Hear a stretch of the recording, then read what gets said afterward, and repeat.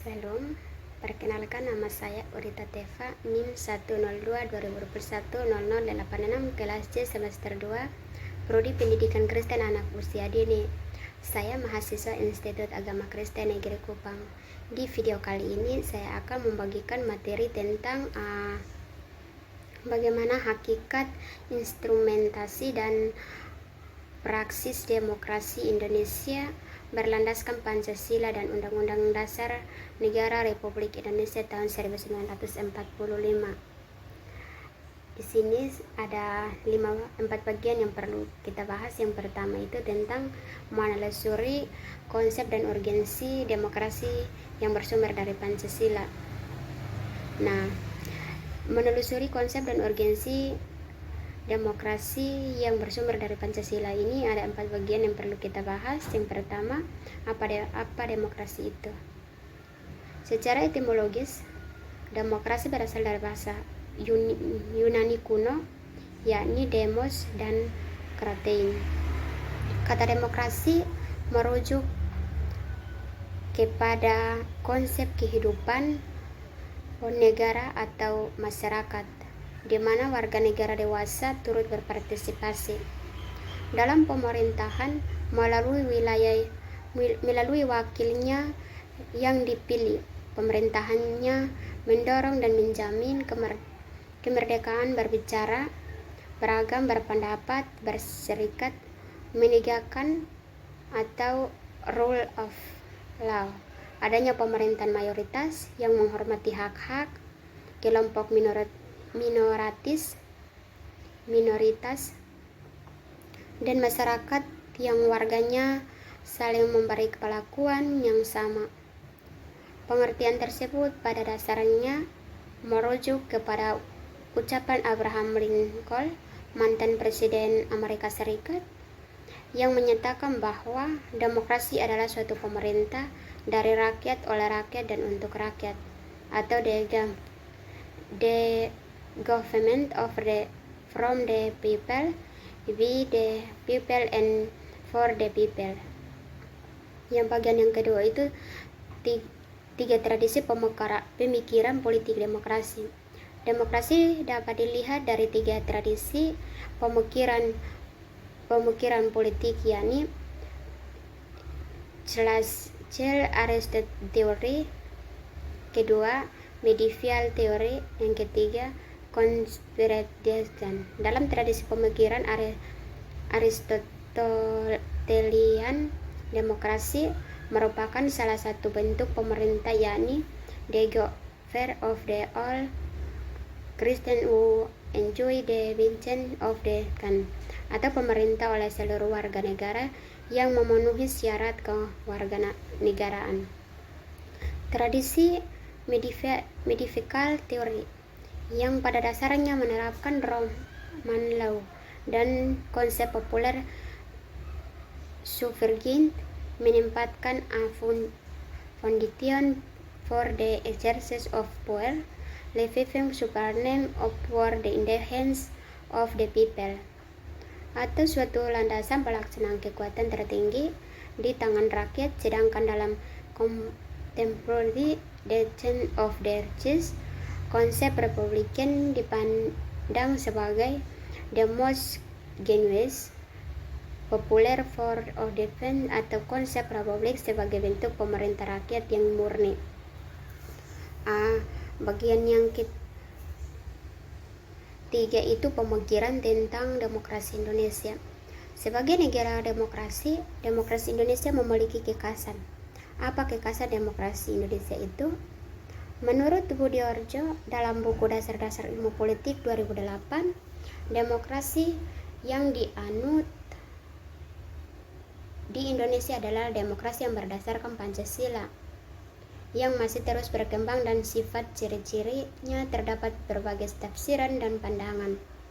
Meskipun demikian, tidak dapat disangkal bahwa nilai-nilai pokok dari demokrasi konstitusional telah cukup tersirat dalam Undang-Undang Dasar Negara Republik Indonesia tahun 1945. Bagian yang keempat tentang pentingnya demokrasi sebagai sistem politik kenegaraan modern. Perkembangan demokrasi semakin pesat dan diterima semua bangsa, terlebih sesudah Perang Dunia Kedua. Suatu penelitian dari UNIFCE tahun 1949 menyatakan mungkin bahwa untuk pertama kalinya dalam sejarah demokrasi dinyatakan sebagai nama yang paling baik dan wajar untuk semua sistem, organisasi politik dan sosial yang diperjuangkan oleh pendukung-pendukung yang berpengaruh. Bagian B menanyakan alasan mengapa diperlukan demokrasi yang bersumber dari Pancasila. Secara lebih spesifik, penyebab rendahnya berpartisipasi politik tersebut adalah bagian pertama atau A, pendidikan yang rendah menyebabkan rakyat kurang aktif dalam melaksanakan partisipasi politik. Bagian B, tingkat ekonomi rakyat yang rendah. Dan di bagian ketiga, partisipasi politik rakyat kurang mendapat tempat oleh pemerintah. Munculnya penguasaan dalam demokrasi ditandai dan menjamurnya dinasti politik yang menguasai segala segi kehidupan masyarakat. Bagian C menggali sumber historis, sosiologi, dan politik tentang demokrasi yang bersumber dari Pancasila. Setidak-tidaknya ada 3 sumber yang menghidupkan cita-cita demokrasi dalam kalbu bangsa Indonesia. Pertama, tradisi kolektivisme dan permusyawaratan desa.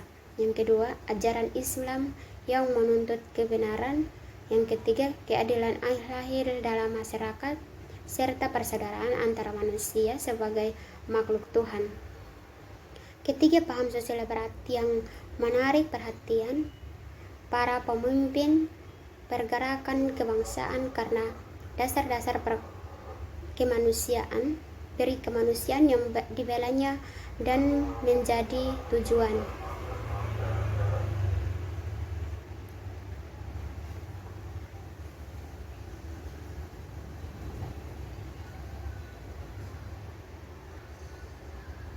Nah, yang pertama itu tentang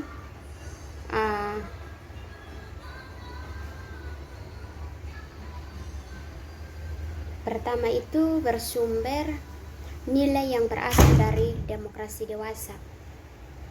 Demokrasi diinformasikan sebagai pemerintah dari rakyat, oleh rakyat, dan untuk rakyat, merupakan fenomena baru bagi Indonesia ketika merdeka.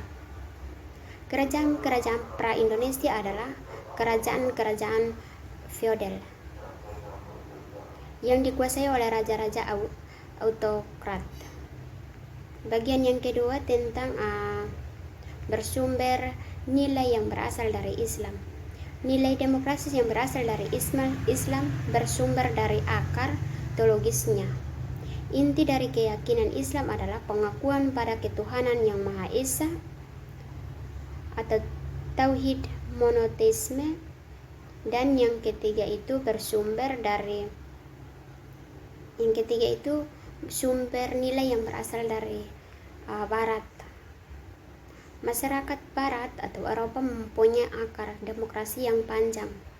Pusat pertumbuhan demokrasi terpentingnya di Yunani adalah kota Athena, yang sering dirujuk sebagai contoh pelaksanaan demokrasi partisipasi dalam negara kota sekitar abad ke-5 sebelum Masehi.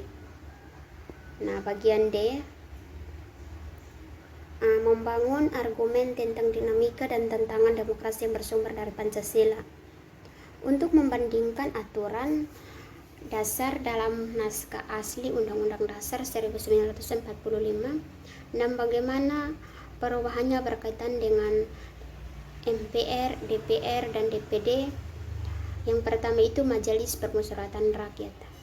Amandemen Undang-Undang Dasar 1945 dilakukan pula terhadap ketentuan tentang lembaga permusyawaratan rakyat, yakni MPR. Sebelum dilakukan perubahan, MPR merupakan lembaga tertinggi negara. Yang kedua itu tentang Dewan Perwakilan Rakyat. Dalam upaya mempertegaskan pembagian kekuasaan dalam menerapkan prinsip saling mengawasi dan mengimbangi yang lebih ketat dan transparan, maka ketentuan mengenai DPR dilakukan perubahan. DPR, DPD atau Dewan Perwakilan Daerah. Ketentuan mengenai Dewan Perwakilan Daerah merupakan hal baru dalam Undang-Undang Dasar 1945. Terima kasih atas materi yang telah saya sampaikan, semoga bermanfaat. Salam.